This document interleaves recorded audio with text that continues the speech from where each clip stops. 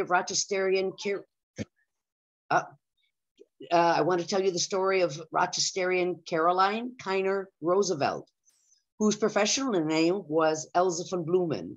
She was a race walker and a bicyclist in the 1880s when few other women practiced professional sports. And I want people to know her story because she dominated a decade of bicycle and sport history, but hardly anyone in Rochester knows her.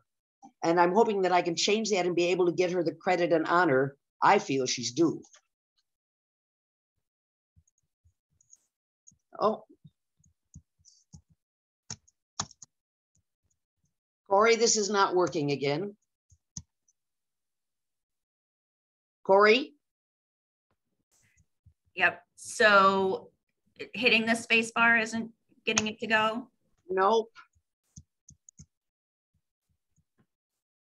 If I press this, got it? Does that? Okay, now let's try it again. There we go. Thank you. So she was born Caroline Wilhelmina Kiner in Kansas in October 6, 1859. And her parents were both German immigrants. Carrie's father, Georg Friedrich Kiner, served in the US Army and was stationed in Kansas in that year. Her mother was Johanna Sophia or Anna Götze, and the family moved to Florida when she was very young, and at least one of the siblings was born there. So Carrie sometimes mistakenly gave her place of birth as Florida. By 1870, the family was living in Oswego, New York, and there was a total of 6 children. This was a difficult time for the family. Her father died and she was shipped off to live as a boarder in Sterling, which is about 15 miles from Oswego. And I imagine she was expected to work in the household, and she had no formal education. In about a 5-year span, her father, maternal grandmother, and aunt died, and the mother moved the family to Rochester. Carrie followed the family here sometime after 1875. So I'm going to have to move this a little bit. Okay, there we go. Some 2.5 years ago, there lived in Oswego, New York, a German widow with a number of small children. Among these was a young girl so delicate in health that physicians told her that unless she left that neighborhood of Oswego and sought a drier atmosphere, she could not live long. Accordingly, the mother, though in very humble circumstances, took her family to Rochester in the hope that the climate there would be more favorable. The hope, however, proved delusive, and the daughter's health failed so rapidly that in the autumn of 1878, her doctor told her that she could not live till spring. In this extremity, he advised that she daily walk as far as her strength would permit, telling her that the faint hope extended by this treatment was all that he could offer. His advice was taken, and the young lady found the course prescribed highly beneficial. So she was a very sickly child, and she gave an interview to a journalist in March of 1887, and he reported the following conversation. The cold winter incident to all cities upon the great chain of lakes proved too severe for her delicate frame. She rapidly declined and was pronounced by several physicians to be in the first stages of consumption, and consumption was another term for tuberculosis. By the advice of friends, she undertook a course of physical exercise, often walking 5 or 6 miles a day, together with light exercise with dumbbells and clubs. The beneficial results were soon manifest.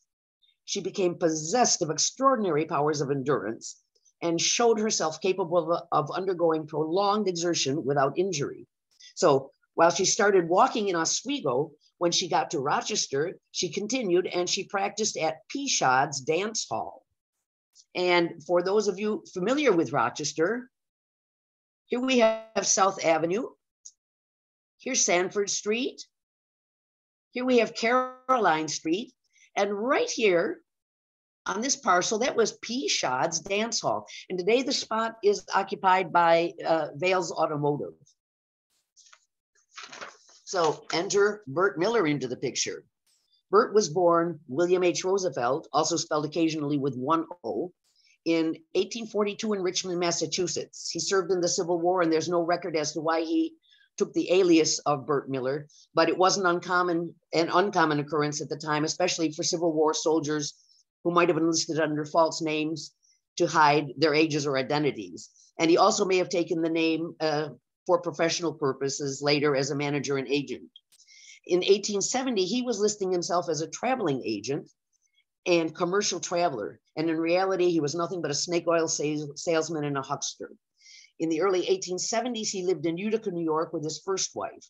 By 1876, he was living at 7 Caroline Street in Rochester, right around the corner from Peshaw's Dance Hall.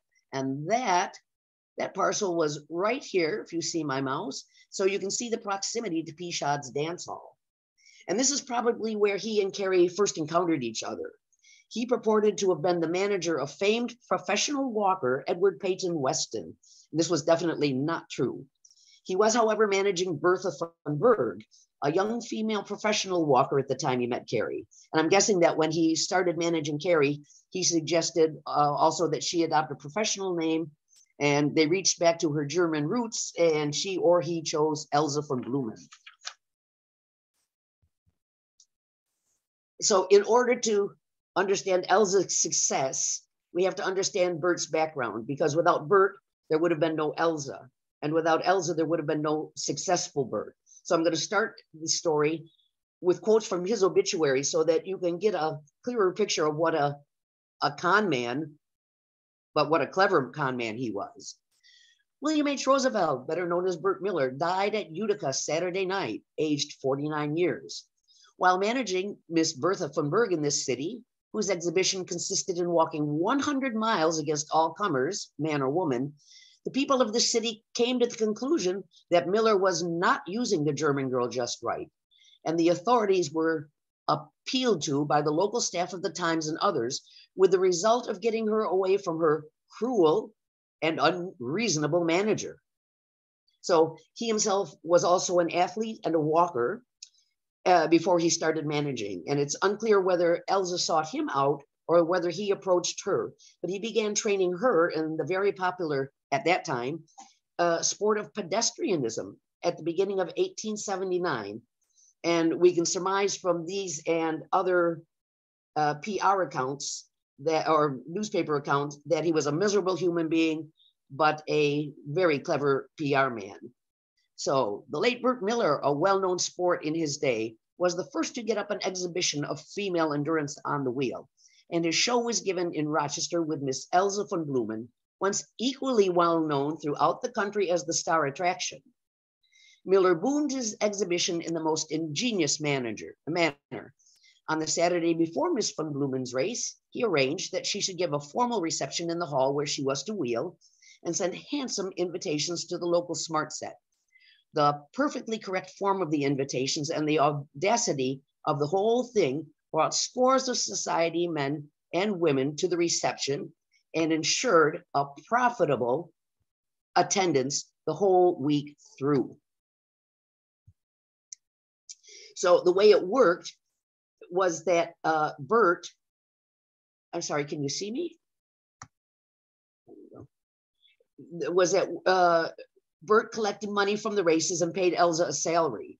And she was also often awarded trophies or medals or bouquets of flowers or other prizes from her fans and the promoters of the events. And as her fame grew, she eventually acquired an entire entourage, many of whom were out to cheat her out of as much money as they could, and many of whom were related to her manager, Bert. In newspaper accounts, Bert was often praised for his managerial skills, but there were also reports of him engaging in fisticuffs with other managers.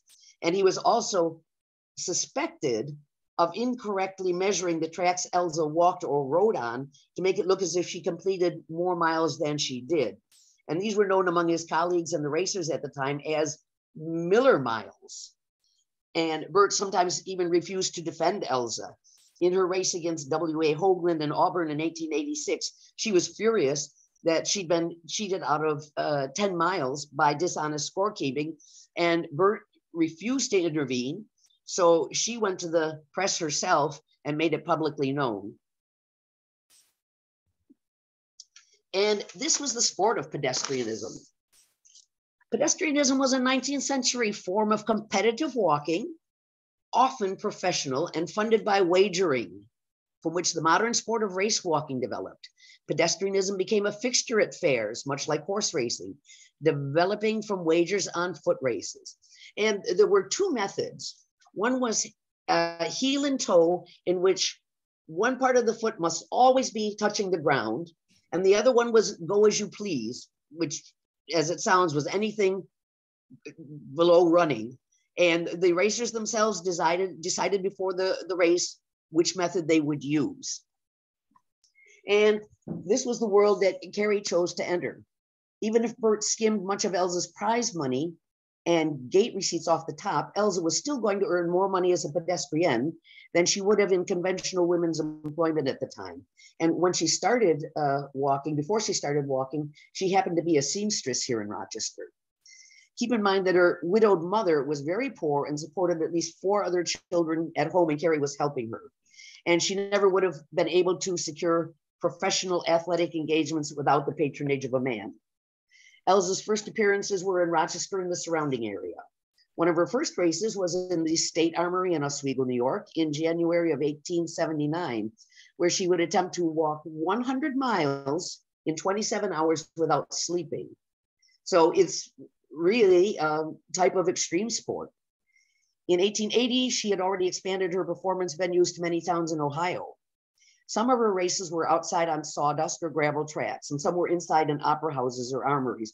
But even inside the buildings, they usually laid down sawdust tracks to make it easier and softer for the racers to walk on.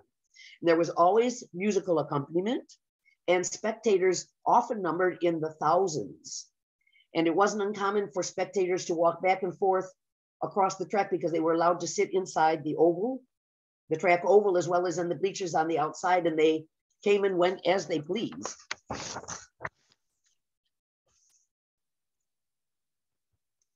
And Elsa reaped much praise for her performances. The neighboring press speaks of her in the very highest terms, and we are satisfied that the entertainment will be in every respect worthy of patronage, and the best people of the city need have no hesitancy in attending. There will be nothing in the exhibition to offend the most fastidious lady, and thousands of ladies have witnessed Miss Von Blumen's walking in other places.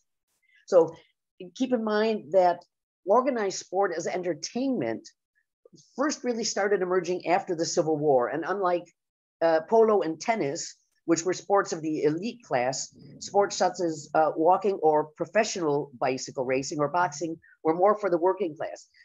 If Elsa wanted to earn money, however, she had to appeal to the upper classes because that's where the money was, obviously. Miss Elsa von Blumen has just completed an engagement in this city. Nothing occurred during the entertainment to offend in the least the most refined. It was heartily enjoyed and largely patronized by the best circles of society, including the clergy. So she and Bert relied heavily on advanced PR blitzes and promoting goodwill among the hosting town's elite. And he scouted out reputable groups such as bicycle clubs or fire companies to sponsor the events, and she reaped praise almost everywhere she went. She knew how to play the audience, and she also knew how to play the young journalists of the press sent to interview her. She flirted with them shamelessly.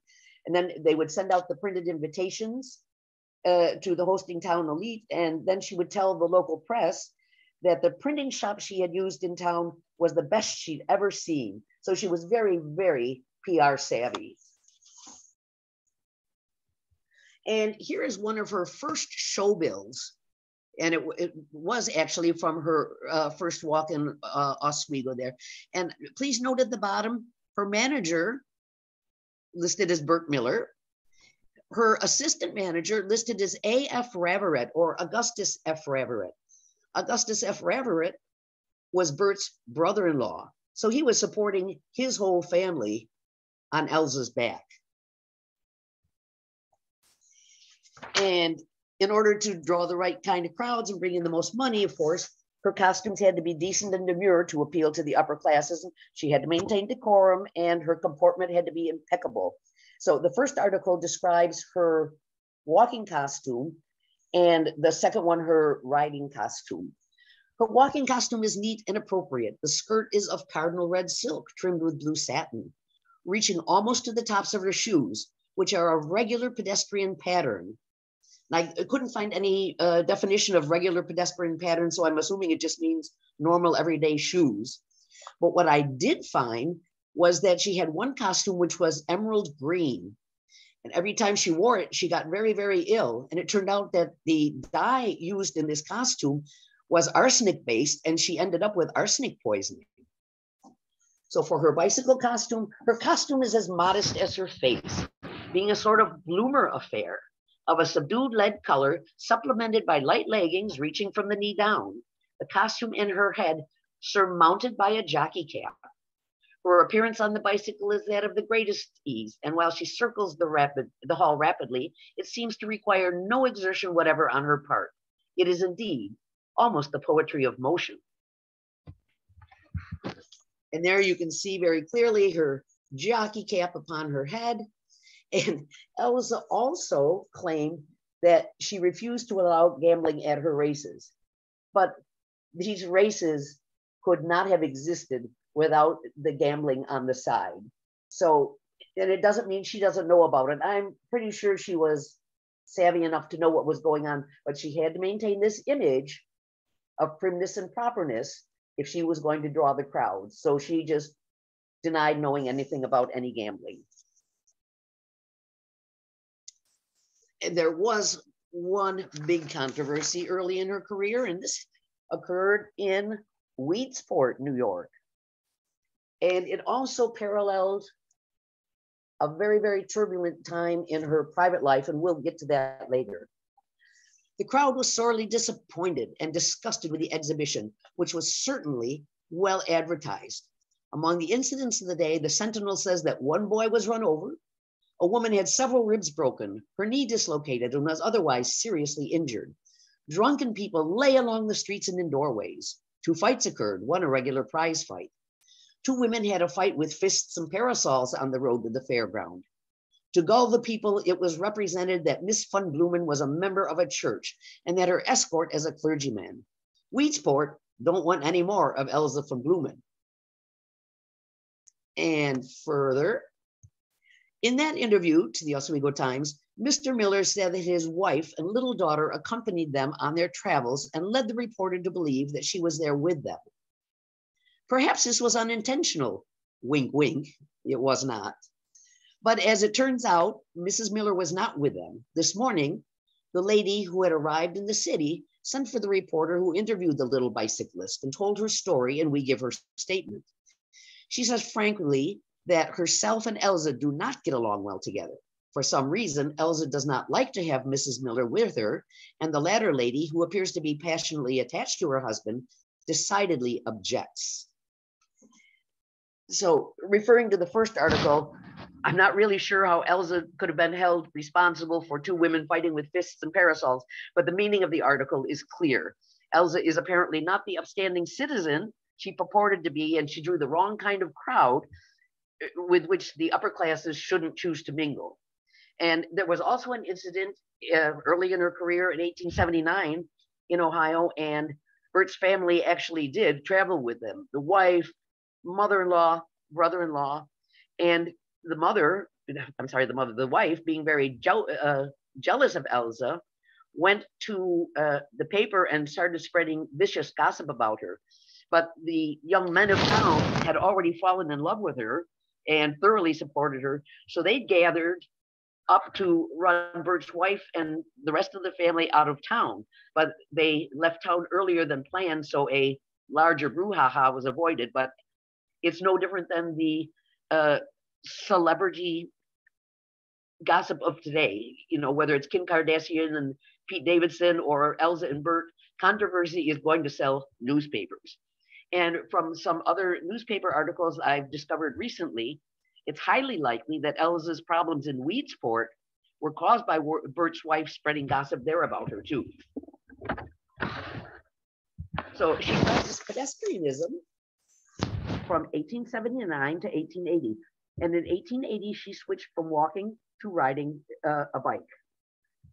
Miss Van Blumen is 23 years old, weighs 120 pounds, and rides a 52-inch Royal Mail weighing 21 pounds.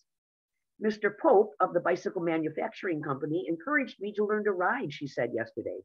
He promised me the best machine he could make if I'd learn to ride, so I did. So who is Mr. Pope and what does he have to do with bike manufacturing or with Elsa? Albert Augustus Pope was born in 1843 in Boston, Massachusetts, and he served also in the Civil War. He was a captain, but later received the honorary title of Lieutenant Colonel, so was thereafter always referred to as Colonel Pope. He took $900 of his savings and invested them in a shoemaker supplies factory, which prospered, and he became a very successful industrialist. Then in 1876, he went to the Philadelphia exhibition and saw the penny farthing bikes. Those are the bikes with the big front wheels on display there from England. And he started importing them from England and selling them, and later united with the Weed Sewing Machine Company in Hartford, Connecticut, and started manufacturing his own bicycles.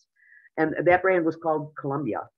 And it's most probable that Pope observed Elsa at a walking race and recognized her talent and the potential for publicity for his bicycle manufacturing company.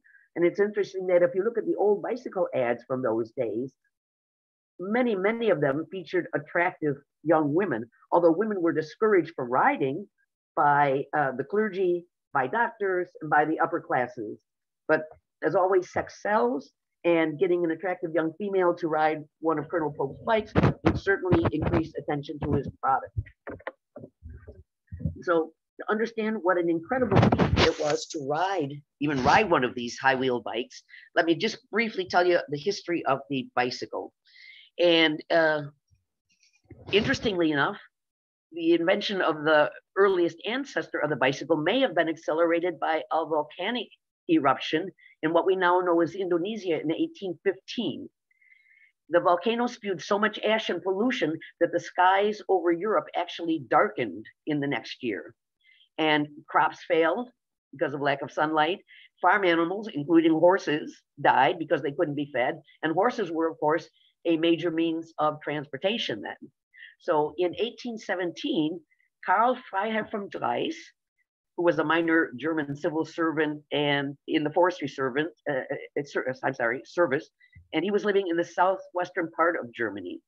And he was a tinkerer and an inventor also, and he came up with this prototype of today's bicycle. We called it a Draisine after himself, and it was propelled by straddling the seat and then scooting one's feet along on the ground. And of course, women's clothing at the time obviously restricted them from riding them. Then the next big development was a pedal attached to the front axle. And this type was called a velocipede, and it was accredited to both Pierre Michaud and Pierre Lallemand in France in the late 1860s. Then came the high wheel, or also called the ordinary, or called the penny farthing. And this next big innovation came from James Starley in about 1870. And its big advantage was, if you see the pedal again on the front axle, but one turn of the pedal on this large wheel covered a lot more ground than the velocipede could. And this was the bike that Elsa learned to ride. And if you can see back here on the frame, there's a little bitty step. So you had to push the bike to gain momentum. Your left foot went on the step. You swung yourself into the saddle, and your feet had to get onto the pedals, which were moving. There was no neutral. The pedals were moving, and she had to get her feet onto those pedals. So this was a big accomplishment. And then, of course, the direct predecessor of today's bikes was the safety. And these started being, or it was invented by John Kemp Starley, James Starley's nephew, in about 1815. And you'll see that as the direct predecessor, you see the chain-driven back wheel, the steering on an independent front wheel, and best of all, pneumatic tubes, which made the ride a lot more comfortable. And when the safety started being ridden in the late 1880s, that's when women really started taking to the bicycle, and women's clothes changed dramatically. And Elsa, interestingly enough, never cared very much for the safety, and she stopped riding when they first gained popularity. But she was also 30 years old at the time. So it's not as if she one day was a race walker and the next day a bicycle rider. Bicycle races were slowly transitioned into her walking exhibitions, probably for the novelty and to bring in more spectators. And as walking became of less interest as a sport, she concentrated on riding. She was a pioneer in the field, so she had little female competition, which is why she raced against horses and then against men. One other woman riding in the early 1880s was a French Canadian named Louise Armando. And she and Elsa competed against each other in July of 1882 in Philadelphia, and Louise won. And after that, Elsa did her best to avoid any head-on competition with Louise. And toward the end of the decade, following Elsa's example and Louise's example, then other female racers started to appear on the scene. So this is just some of the bicycles that she rode. And you have to keep in mind that bicycles were not cheap at the time. And it would have been difficult for a working class woman to be able to afford one. And so it may very well be that Colonel Pope gave her her first bike as a gift for his own publicity purposes. And there was also at least one incident in which her bike was confiscated for lack of payment of bills. And as crooked and as unscrupulous as Bert was, I will take his side in one controversy. He and Elsa were traveling through Elmira, and they were at the train station, and Bert took her bike and parked it inside the ladies' waiting room. And a constable, local constable, came by and saw it and didn't want it there. So he removed it and leaned it up against the outside of the building. And when Bert saw that, he was incensed and raced to the police station and complained. And the policemen just laughed him out of the building. But you have to consider, bicycles were expensive. This one was Elsa's livelihood, and Elsa was Bert's meal ticket. So I can understand, rightfully or not, he was upset. And this very famous illustration is of Driving Park in Rochester. Now just the name of a street, it was a well-visited racetrack at that time. Races were held there from 1874 to 1895. And after Elsa first learned to ride in 1880, she started giving bicycle riding demonstrations in town and lessons also. But her first race was against the Hattie R. in Driving Park on May 24th, 1881. And this illustration depicts that. And it was a best of 3 heats. And Hattie R. had to go 1.5 miles, and Elsa only had to cover a mile. But it's still a dirt track, all beat up on horses' hooves. In the first heat, Hattie R. beat her by 1 second. In the second heat and third heat, Elsa won handily. Then she went on later in the day to race a horse with a lady rider under the same conditions and won that race too. Then she took some of her money, some of her winnings, and donated them to the Soldiers and Sailors Monument that's standing in Washington Square in Rochester. And for you, those of you familiar with Rochester, if you know where Jiva Theater was, Jiva used to be an armory, and Elsa raced inside that building. And when you come out the front door and look at the park, right in front of Jiva's front doors, that is Washington Square, and the monument is still standing there today. So just going to go over some of her races because there were just too many to account for all of them. But after Rochester, after Driving Park, she went to places like Geneva, Syracuse, Perry, Governor, and numerous other small towns in New York State where she performed against horses and men, usually at county fairs, but often in other venues such as music halls or convention halls. And it's important to remember that all her racing was done on tracks, many of which were built especially for her event. And the inside tracks were usually built of boards, and some of the tracks then had banked curves at the end, and they varied in size according to the size of the building she was performing in.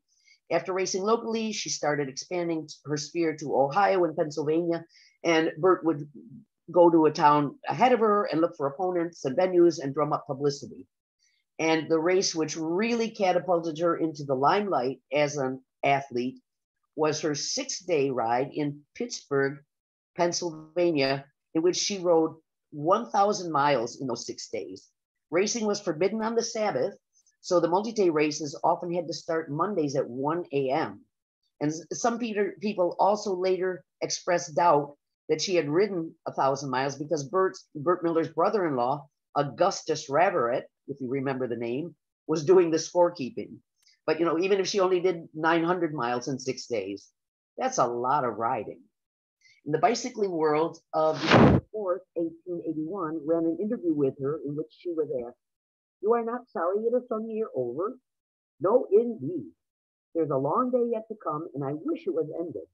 If I complete this task successfully, I don't believe I will try it again. It is useless for me to say I have not suffered, for there have been times I thought I must give up. Indeed, I declared several times I would quit, but somehow I worried through." And according to the Ithaca Daily Journal of December 19th of 1881, right after this race, Bert was abusing her so badly that she wanted to end it all, and she allegedly tried to commit suicide by jumping out of her hotel window. But Elsa's mother was interviewed about this alleged incident, and she denied that Elsa had tried to commit suicide. But when she was asked if Bert was in any way abusing her daughter, yes. I think you might have laid a piece of paper over your microphone or something because you got. Oh, I'm sorry. Yes, I did. I'm very sorry. Where should I back up? Are we still at Detroit? Did everyone get Detroit? Or Pittsburgh? I think it started about the time you started talking about the suicide attempt. Thank you. Excuse me. I'm sorry. Yeah. So they thought she might have tried to commit suicide because Bert was abusing her. Her mother was interviewed about the incident, and the mother denied it, that she tried to commit suicide. But when she was asked if Bert was abusing her daughter, the mother had absolutely no comment about that. So even though Pittsburgh was a very, very painful race for her, she decided to try it again in Detroit in early 1882, and the entire event was a fiasco. When she arrived in Detroit, she wasn't feeling well, and it turned out she had varioid fever, which is a form of smallpox. And they sent her to a pest house, which is like a clinic, and the doctor who was treating her fell in love with her and proposed to her. So Elsa refused him, and he was so angry, he confiscated her bicycle as security for payment of his bill. But she was able to get the bicycle back because a local newspaper intervened on her behalf. And the doctor apparently dropped a later lawsuit for payment of services. So she got out of the pest house just days before the race, which means she wasn't fully recuperated. And she started racing on the 10th. And by the 15th, the press reported that she looked exhausted, but her pluck kept her going. And she had just about reached the 700-mile mark when someone stepped onto the track in front of her, causing her to fall off her bike and into the steam heaters. So she had to be picked up and carried to her room, and she had bruises and injuries. But she returned to the track after 30 minutes and continued. And then she had to take frequent rests. So she only ended up doing 850 miles, which is still an amazing accomplishment. And on top of that, the event turned out to be a big money loser, and her treasurer absconded with $200 of her money. So some of her admirers sponsored benefits for her afterwards, in which she raced horses for the public's entertainment. And since they were benefits, I assume she was allowed to keep all the gate receipts. And then, as I mentioned before, she was defeated by Luis Armando in July of 1882 in Philadelphia. And this, as far as I can tell, is the first recorded female-only race in the US. And then Elsa and Louise teamed up again in August against W.J. Morgan at Coney Island.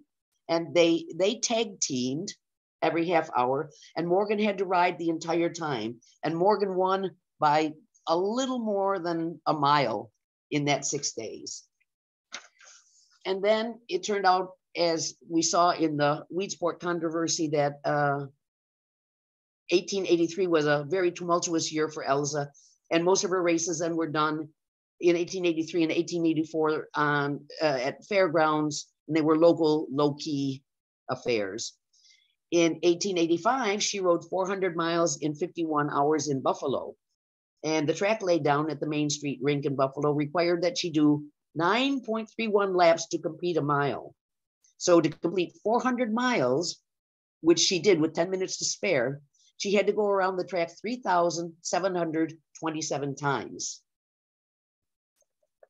And then in 1886, she was here in the Fitzhugh rink against John Talmadge. And then she was in Auburn against W.A. Hoagland. Then she went to Macon, Georgia, and she raced Robert A. Brantley outside in the rain and lost. And in 1888, more females started to emerge on the scene. And Jessie Oakes, who had emigrated from England, settled in Rochester, and she saw Elsa ride, and she took up the sport and was soon challenging Elsa, whom she saw as a role model. And Jessie also ended up being managed by Bert Miller, Elsa's manager for a time in 1888. And there was a series of Elsa versus Jessie races throughout the Eastern US. And then starting the last day of 1888, 5 women started a race in Pittsburgh. And Elsa's last big race was a 6-day affair in Madison Square Garden in February 1889. 14 females started and only 5 finished. Elsa finished second to Lottie Stanley, but only because a man came onto the track and stuck a cane into the spokes of her wheel. And of course, she fell. And many men at that time were opposed to women cycling in general and women's racing in particular. In the remainder of 1889, she was with a traveling troupe, which included Josie Hawks as her racing competition. And Josie was a competent rider, but it was someone that Elsa could always beat. The other entertainment included the Woody Quartet, a male vocal singing group, the Kemp Brothers Roman Hippodrome Riders, balloon ascensions, and parachute jumping, and Captain Bogardus and 3 Sons rifle shooting. So it was basically a Buffalo Bill Cody type traveling show. The last performance I found for her was in October of 1889, and she was 30 years old at the time. And so what did she think about her chosen profession? Elsa is quoted as saying, "I like this business. And although I say that every year will be my last, I still stick to it. I do a great deal of riding at country fairs, and sometimes the experience is anything but pleasant. But for the tracks are usually horrible, and the country people seem to think I can ride over anything or through mud and uphill without any difference. After my winter's rest, my muscles are soft, and it takes a good deal of riding to get me into condition."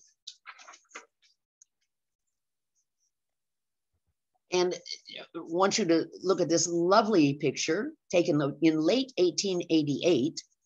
And it's taken of the Carnegie Library under construction in Allegheny City in Pennsylvania. And it's now even incorporated into the city limits of Pittsburgh. And if you check the construction fence, the writing says, 6 days female bicycle race, Von Blumen, Oaks.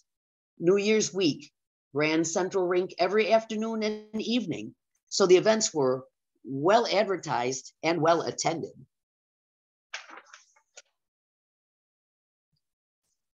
And as extraordinary as her career was, it wasn't an easy one, obviously. This list is just some of the injuries she encountered during her years of riding.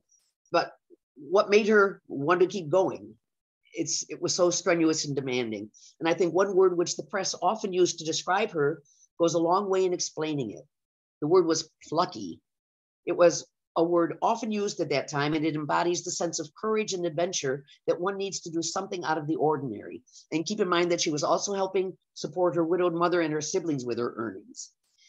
Different methods were regularly employed to keep her in a race. Sometimes an assistant would run along beside her and hold her steady.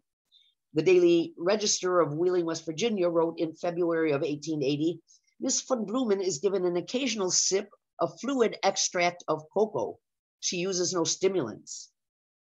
The Bicycling World reported that at her 1,000-mile race in Pittsburgh, during the last few hours of her ride, it was necessary to keep her up with stimulants applied outwardly, but there was no explanation of what those stimulants were. But in spite of the dangers to her person that the profession presented, the Highland Weekly News reported, "Miss Von Blumen is fond of her profession and says it does not injure her health." So let's go back to 1883 and look a little bit at her private life and what may have caused her to get such bad press in Weedsport. She married Emery E. Beardsley in January of that year, and unbeknownst to Elsa, the members of her husband's family had had many run-ins with the law. She later explained that she'd gone to Oswego to visit friends in late 1882 and met Beardsley at that time. The Ogdensburg Journal of February 1887 reported that Miss von Blumen has since alleged that the recollection of this marriage is very vague. The step was hasty, and she firmly believes that she was under some influence at the time. And it's also very likely that she married Emery to spite her manager, Bert Miller, because I can imagine their relationship was more than just a professional one. So then in March 1883, she left Hannibal, where she lived with her husband, and she came back to Rochester to visit her mother and siblings. And when she returned to Hannibal, she found all her belongings missing from the house, and she got a search warrant, and she found some of her possessions hidden under the hay at the Beardsley farm. And the Beardsley and his parents were all arrested for larceny. Then Elsa and Emery separated. And then in 1885, Emery turned around and sued Elsa for divorce. But not to be defeated, Elsa paid him a visit, and he invited her in to stay for the night, whereupon the judge then disallowed the Beardsley's lawsuit because he had accepted her back as his wife for a night. And then she turned around and divorced him in 1887. And this allowed her to maintain her rights, as few as they were, as a single woman. She could take her maiden name back, which was Caroline Kiner. Her court costs were covered, and she was allowed to remarry. So it's not surprising to me that the Weedsport controversy occurred in the same year as this disastrous marriage, because it must have been a real emotional low point in her life. So, as I mentioned, her last performance that I found was in October of 1889. Bert Miller, or William H. Roosevelt, died of a heart attack in February 1892 at his sister's home in Utica. And interestingly enough, Elsa, now Carrie again, married Bert's brother Isaac, who was about 14 years her senior and a widower. And he'd also been in the Civil War, as had his brother William. And Carrie and Isaac married in Welland District in Canada on April 19th, 1892. Then on January 26, 1893, their son Claude was born in Buffalo. 1901 finds them living in Troy, New York, where Isaac was working as the tender of Erie Canal Lock number 8. And the family was back in Rochester, in the Rochester area in 1908, and Isaac died here on October 25th of 1913, and he's buried in the Civil War section of Mount Hope Cemetery. And according to census records of 1915 and 1925, Carrie was living in the 10th Ward.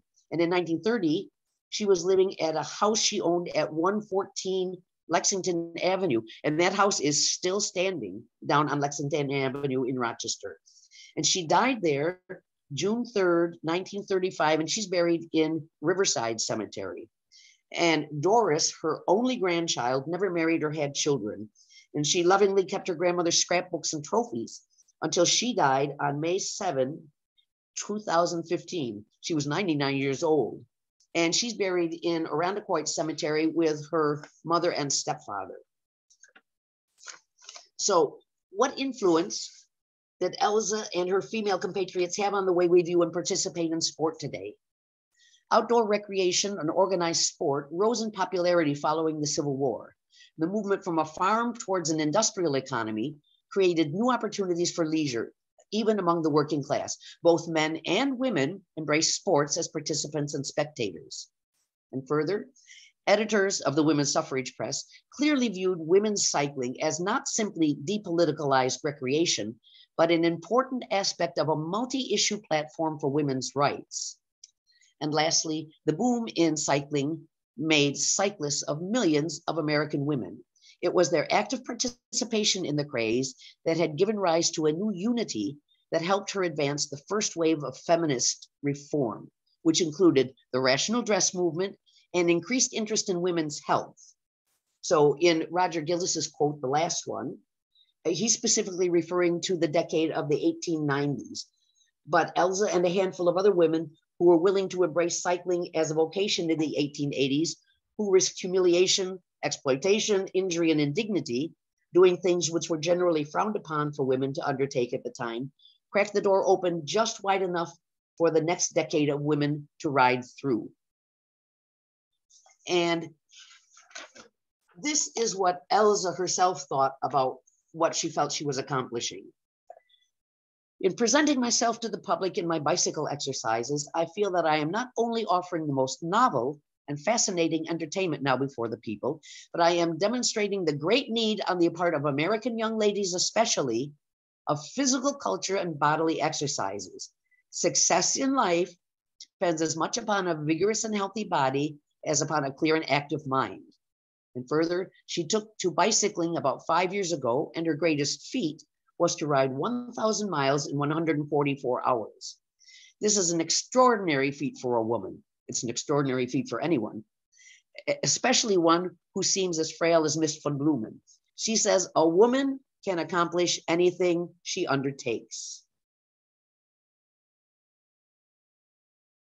Arch Merrell, a local history journalist who wrote a column in the Democrat and Chronicle back in the day, interviewed Carrie's daughter-in-law and granddaughter in August of 1961 and reported the following remarks by her relatives. She always resented the inhibitions of the 1880s, which forced her to wear a long skirt while walking and a cumbersome costume with a pantaloon-like effect while riding the high bike. She hailed the modern and sensible sports clothes for young people which came into vogue in her old age. The one-time champion hiker deplored the popularity of the automobile because it made people forget how to walk. All her direct descendants are dead. And there's no one left to tell this story, and that's why I want to keep her memory alive. I would like to see the city of Rochester honor her in some way, because here was a Rochesterian who fought to survive in an era when she wasn't supposed to be doing the things she was doing. And I don't want her name to disappear from Rochester's history, and I want her to be recognized for the sports pioneer that she was. And here are the gravestones I mentioned. This is Isaac's in Mount Hope Cemetery.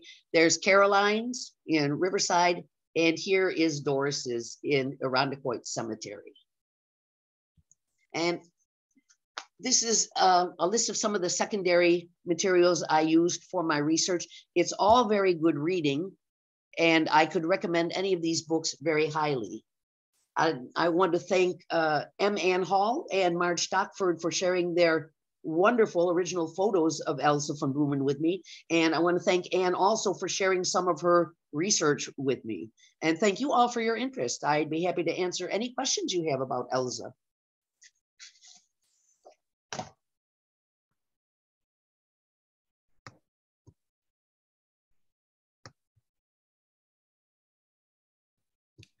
Does anyone have any questions for Karen?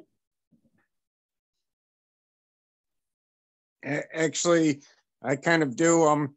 As I understand, Susan B. Anthony championed cycling for women's health as well. She did, Kevin. I cannot remember her exact quote, but it was a very, very prominent quote. Yes. Would you be able to pop your reference list up again? I was interested in what some of those references were. Yes. Can you do that for me, Corey? No, that would be your PowerPoint. How did the PowerPoint go off? I don't know where it went. Let me try it again. Can you hit my goodness gracious me. I am not a great techie, people. Can you hit the back arrow down in the corner? Back arrow. Okay, let me try that. Back arrow. Ta-da! Thank you.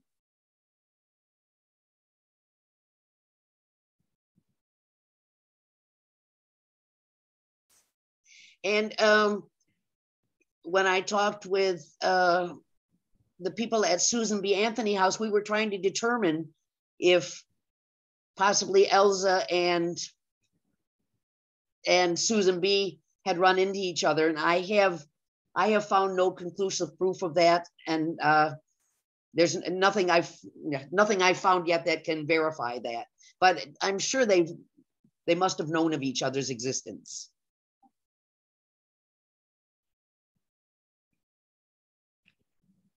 Karen, it looks like someone asked, have you approached any city officials about honoring her?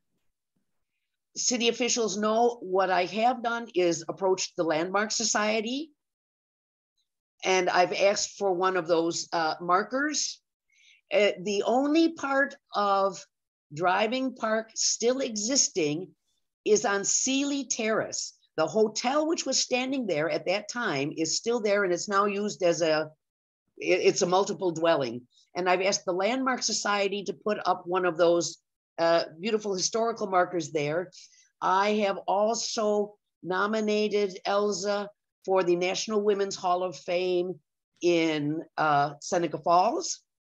I have nominated her for the U.S. Bicycling Hall of Fame in Davis, California, and the Bicycle Museum in Ohio, New Bremen, Ohio, has put up an information sheet, which I sent them. So the city fathers, I have not approached directly. I think I'll wait until Mr. Evans gets into town, a little more into his term, and then see who I should ask about that. Because I mean, here was a woman in the 1880s doing the absolute unthinkable. And she was very much admired for it. Everyone, I say the favorite word used to describe her was plucky, you know, and all I can think of is this, you know, person, a real go-getter, really someone who just doesn't give up. And I'm sure a lot of it had to do with her mother's, I don't know if I can call it poverty, but they certainly weren't living under the best of circumstances. I'm sure the familial ties were very important to her, and she needed to help her mom.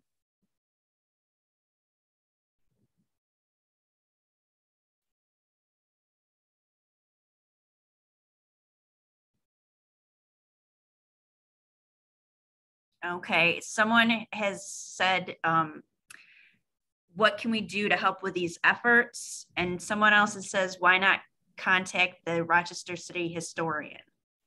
Yep, I've forgot to mention that. I've also been asked to write one of those historical brochures that come out every 6 months, and I am slowly getting things together for that. So yes, and I do a lot of my researching in the local history section there. I've been going through the Rochester Union and Advertiser there. So yeah, I have been in contact with the local history section. Thank you very much for that suggestion.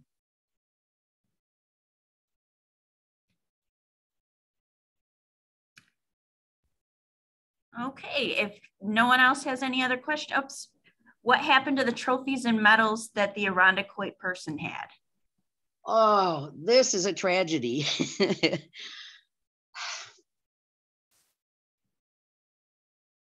What happened was, I didn't start really doing my research till COVID started. I'd known about her earlier because I had read about her in Sue Macy's book here on my list, The Wheels of Change. That's where I first saw her mentioned. And when COVID lockdown came and I didn't know what to do with myself, I said, come on, now's the time to look. I read the granddaughter's obituary and found the names of 2 friends. I was able, with the help also of M. Ann Hall, the author of Muscles on Wheels, we were in touch. And she said she'd also tried to contact these 2 women, and she could give me an email for one of them. And I contacted her, and she had just given them to another author. That's Marge Stockford, who's now living in New York City. And Marge has everything which is left over, but it's not much. Many of the trophies got lost. Apparently, the granddaughter kept them as long as she could, but again, she died in 2015, and then they were passed on to the two friends, or at least one of the friends who was mentioned in the obituary. And any relics that are still there are in the possession of Marge Stockford, with whom I'm also in contact.